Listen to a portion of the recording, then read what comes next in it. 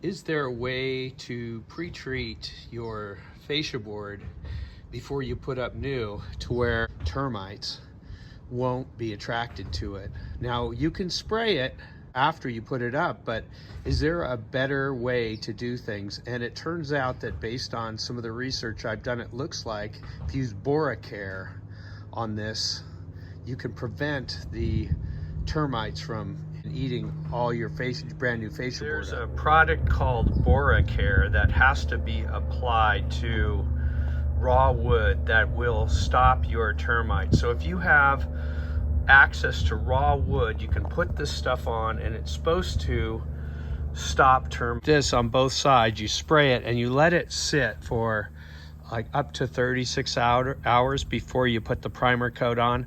So in this case, I'm gonna prime this after 36 hours. I have attached sections, so many sections of this fascia board, termite damage, and it's all the new wood that's the problem. This is an older structure and the old wood doesn't generally have a problem, but it's usually all the new wood.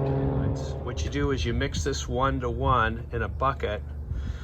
You know, I have a mixing thing, and then you have this, you put this thing on your drill bit, and and then you spray it onto the wood. Just get one of these cheap spray bottles on Amazon.